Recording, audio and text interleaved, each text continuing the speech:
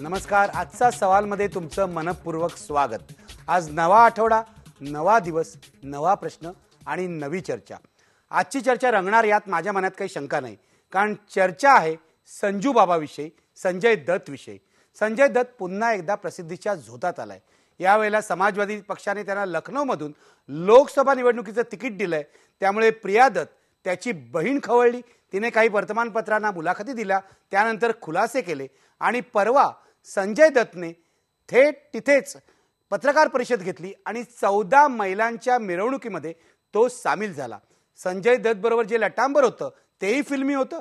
जया बच्चन होत्या, जयाप्रदा होती, मान्यता सुद्धा होती. एकूण लोहियावादी असलेल्या मुलायम सिंग यादव आणि त्यांच्या पाठोपाठ चालणाऱ्या किंवा त्यांच्या पुढे चालणाऱ्या अमर सिंग यांना सुद्धा अशा प्रकारे फिल्मी सिताऱ्यांची मदत घ्यायला लागते. परंतु संजय दत्तवर देशातल्या सगळ्यात मोठ्या कटामध्ये अप्रत्यक्षरित्या का होईना सामील असल्याचा आरोप आहे. तो अजूनही निर्दोष सिद्ध झालेला नाही. संजय दत्तनं, म्हणूनच मी प्रश्न विचारतोय, संजय दत्तनं लोकसभा निवडणूक लढवणं योग्य आहे का? तुम्ही SMS करू शकता. SMSचे निकाल मी प्रत्येक सेगमेंटच्या शेवटी आणि कार्यक्रमाच्या शेवटी जाहीर करीन. आज या चर्चेमध्ये सहभागी होण्यासाठी माझ्यासोबत आहेत नेहमीप्रमाणे नामवंत पाहुणे.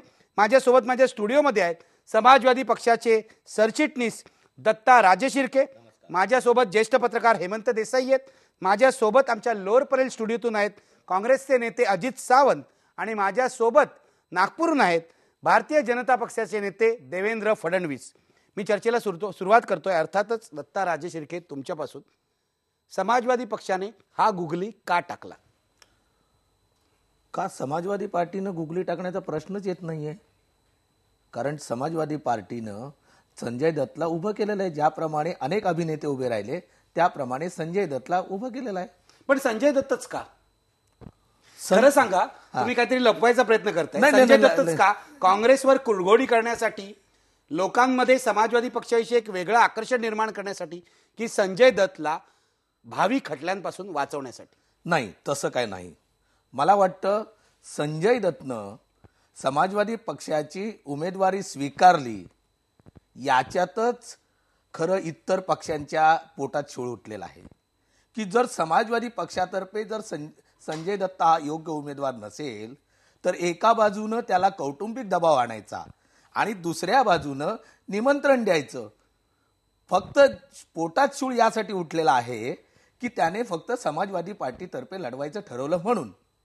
ठीक आहे, मी इतर मुद्द्यांकडे येतोच, कारण संजय दत्तवर गंभीर आरोप आहे, तरी सुद्धा तो लोकसभेची निवडणूक लढवू मागतोय.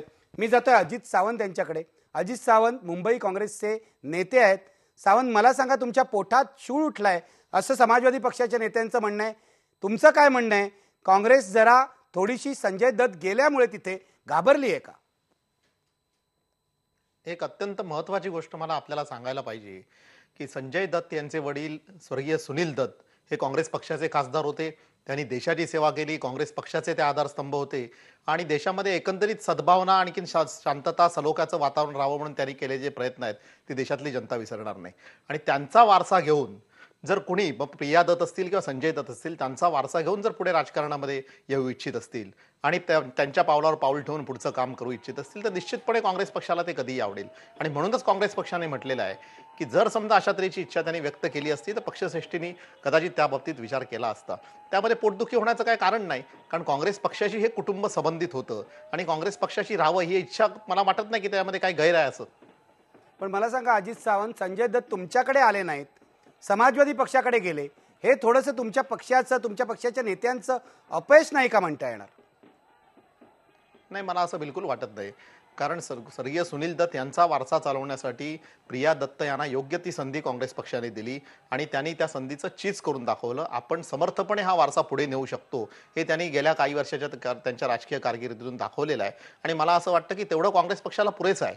त्यामुळे दुसऱ्या कोणी ती तिकीट देऊ केलं संजय दत्त यांना त्याबद्दल काँग्रेस पक्षाला वाईट वाटण्याचं काय कारण नाही. आणि काँग्रेस पक्ष निवडणूक जेव्हा लढतो तेव्हा आपली विचारसरणी, आपली ध्येय धोरणं, आपण केलेलं काम आणि यावर लढतो असं तुमचं म्हणणं आहे. सोनिया गांधी तुम्हाला आठवण देऊ इच्छितो, मुंबईत तुम्ही गोविंदालाही तिकीट दिलं होतं, त्यावर आपण नंतर येऊया.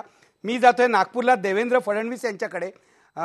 फडणवीस, मला सांगा, लखनौ अटल बिहारी वाजपेयी यांचा मतदारसंघ आहे, तिथे संजय दत्तला तिकीट दिलंय, काय म्हणणं आहे तुमचं? तुम्हाला चालेल का हे? तुम्हाला हे आव्हान पेलेल का?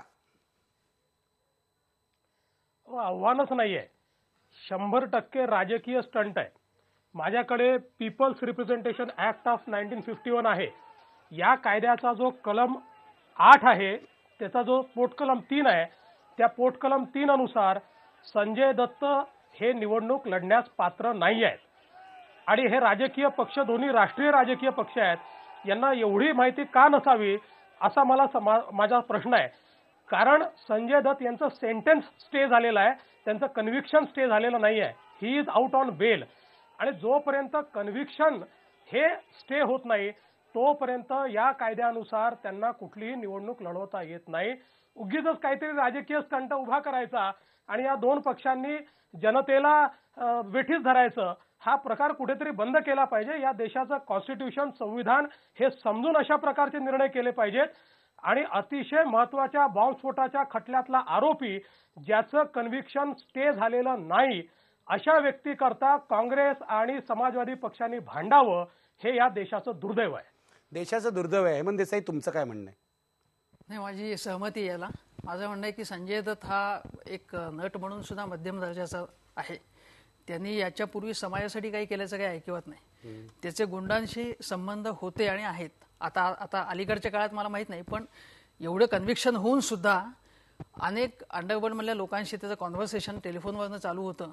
आणि बॉलिवूडमधले नट जे आहेत त्यांचं आणि अंडरवर्ल्डमधलं जे काही कनेक्शन आहे त्याचा एक मुख्य दुवा हा संजय दत्त होता. हे अनेक वर्तमानपत्रामध्ये आले, मीडियामध्ये आलेलं आहे. आत्ता त्याला तिकीट का दिलं? त्याचं साधं कारण असं आहे की तो नर्गिसचा मुलगा आहे. नर्गिसचा मुलगा असल्यामुळे एक वेगळ्या प्रकारची सहानुभूती एका विशिष्ट समाजामध्ये निर्माण व्हावी, हा एक स्पष्ट हेतू आहे. दुसरं असं की आज उत्तर प्रदेशमध्ये बसपने एवढं मोठं आव्हान निर्माण केलेलं आहे की जवळपास 8% मतं, मुस्लिम मतं ही कमी झालेली आहेत सपाची, ती ट्रान्सफर झालेली आहेत. त्यामुळे सपाला संजय दत्त सारखा एक तगडा उमेदवार त्यांना जो वाटतोय तो पाहिजे. सपाचा कुठलाही कार्यक्रम नाही, कुठलीही आयडिओलॉजी नाही. संजय दत्तच्याकडे काही आयडिओलॉजी वगैरे काही भागच नाही. एक अतिशय उन्हाळ मुलगा, उंडाळलेलापणा करणं, याच्या पलीकडे त्याचं काहीही कर्तृत्व नाही. मुन्नाभाईमुळे त्याची जी काही इमेज झालेली आहे त्यामध्ये फक्त काय जादू की झप्पी देणं, गांधींचं नाव घ्यायचं मध्ये मध्ये, ती इमेज आहे त्याची आणि ते वास्तव वेगळं आहे. इमेज आणि वास्तव याच्यातला फरक लक्षात घेतला पाहिजे.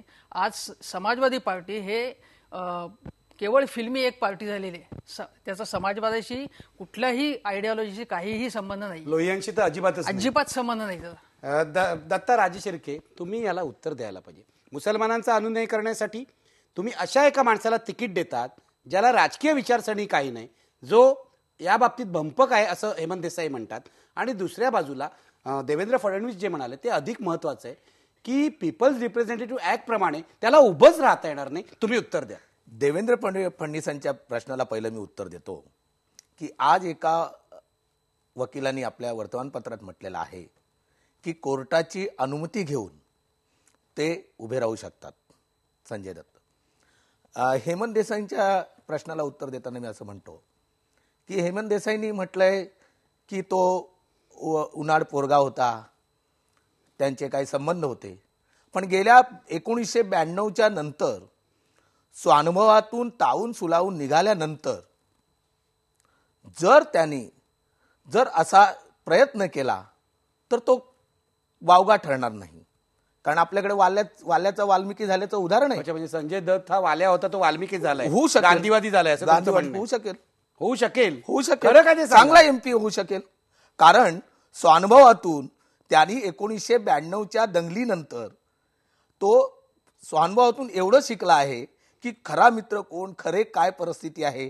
आणि सुनील दत्तना 1992च्या दंगलीनंतर जे आमचे मित्र सांगतायत त्यांना काँग्रेस पक्षाने किती उद्विग्न केलं होतं, किती त्रास दिला होता, हे त्यांना माहिती आहे. आणि त्या अनुभवातून तो जर समाजवादी पक्षाकडे आला आणि म्हणूनच त्याला आम्ही उमेदवार केलं. मला एक म्हणायचंय, वाल्याचं वाल्मिकी झाला वगैरे ठीक आहे, तो वाल्मिकी झाला की नाही हे आपल्याला माहिती नाही. वाल्मिकीनं एखाद्या तरी वाल्मिकीला समाजवादी पार्टीने तिकीट दिलंय असं लोकांना कळायला पाहिजे ना. ही तसं तर- कळत नाहीये. नाही. आणि मुख्य म्हणजे नाही, 1982 म्हणजे समाजवादी पार्टीमध्ये वाल्मिकी जे जातात ते वाल्या होत नाहीत ना? नाही असं काय होत नाही नाही? नाही नाही होत नाही होत. नाही, काय आहे, हेमंत देसाई म्हणतात वाल्याचा वाल्मिकी झालाय हे नंतर कळणार आहे ना. आता ज्या काँग्रेस पक्षानं ऑब्जेक्शन घेतलेलं आहे की संजय दत्त बद्दल, गोविंदाच्या बद्दल काय झालं? आपण विचारूया अजित सावंतना. अजित सावंत गोविंदावर आलेले आहेत. दत्ताराम राजे शिर्के, उत्तर द्या तुम्ही. त्यांचं म्हणणं आहे तुम्ही गोविंदाला तिकीट दिलं, आम्ही संजय दत्तला दिलं, तर त्यात गैर काय आहे? उत्तर द्यायला हवं तुम्ही. देवेंद्र फडणवीस आणि हेमंत देसाई यांना मला पहिल्यांदा स्पष्ट करायचं आहे की सर्वात मोठी जगामधली लोकशाही असलेला हा देश, याच्यामध्ये काही निर्णय आपण जनतेवरती सोपवणार आहोत की नाही. जनता सर्वश्रेष्ठ आहे या लोकशाहीमध्ये. त्यामुळे हा निर्णय आपण जनतेवरच सोपवला पाहिजे की त्याच्यावरती व्यक्तिगत टीका करण्याच्या ऐवजी लोकशाहीमध्ये हा निर्णय जनतेवर सोपवणं योग्य राहील, अशा प्रकारची सूचना मला देवेंद्र फडणवीस आणि हेमंत देसाईंना करावीशी वाटते. आपण गोविंदाचा जो आपण उल्लेख केलेला आहे त्यामध्ये मी आपल्याला मुद्दाम सांगू इच्छितो की गोविंदा हा एक सर्वसामान्य कुटुंबातला आणि सर्वसामान्यांमधला तरुण आपल्या कर्तृत्वाने चित्रपटसृष्टीमध्ये मोठा झाला. तो स्थानिक त्या ठिकाणचा उमेदवार होता, स्थानिकांशी त्याचे संबंध होते, लोकांमध्ये मिसळलेला होता, लोक त्याला आपला प्रतिनिधी म्हणून पाहत होते त्याच्या चित्रपटामध्ये. त्यामुळे अशा वेळेला त्याला तिकीट देणं आणि जनसामान्याचा प्रतिनिधी म्हणून त्याला अधिक पडद्यावरती जो ती भूमिका पार पाडत होता तीच प्रत्यक्षात पार पाडायला संधी देणं, याच्यामध्ये मला वाटत नाही काय गैर आहे. नाही, पण माझा प्रश्न जो आहे संजय दत्तच्या बाबतीत, हे जे म्हणाले मगाशी की सुनील दत्तना काँग्रेस पक्षाने 92 नंतर वाईट वागवलं म्हणून संजय दत्त समाजवादी पक्षाकडे गेला, त्याबाबत काय म्हणाल तुम्ही? नाही, हा आरोप मी मुळीच मान्य करणार नाही. सुनील दत्त हे काँग्रेस पक्षाचे नेते होते, काँग्रेस पक्षाचे आधारस्तंभ होते आणि त्यांनी देशामध्ये सद्भावनेचं आणि शांततेचं वातावरण निर्माण करण्याचा प्रयत्न काँग्रेस पक्षाच्या माध्यमातून केला आणि काँग्रेस पक्षही त्यांचं योगदान विसरलेलं नाही आणि म्हणून त्यांचा वारसा पुढे सुरू ठेवण्यासाठीच प्रिया दत्त यांना ती संधी दिली गेली आणि त्यांनी ती यशस्वीपणे पार पाडली, हे मी मुद्दाम नमूद करू इच्छितो. त्यामुळे हा जो राजेश शिर्केंचा जो आरोप आहे की सुनील दत्त यांच्याबरोबर किंवा संजय दत्त यांच्याबरोबरची जी वागणूक होती काँग्रेस पक्षाची ती बरोबर नव्हती, हे म्हणणं काय मी बिलकुल मान्य करणार नाही. मी ही चर्चा पुढे चालू ठेवणार आहे, पण आता घेणार आहे एक ब्रेक पूर्वी आपला प्रश्न तुम्ही पडद्यावर बघू शकता. संजय दत्तनं लोकसभा निवडणूक लढवणं योग्य आहे का? IBN लोकमतचे प्रेक्षक काय म्हणतायत बघा पडद्यावर तुम्ही. नाही असं 92% लोक म्हणतायत की संजय दत्तनी या भानगडीत पडू नये. आता घेऊया एक ब्रेक, पहा फक्त IBN लोकमत.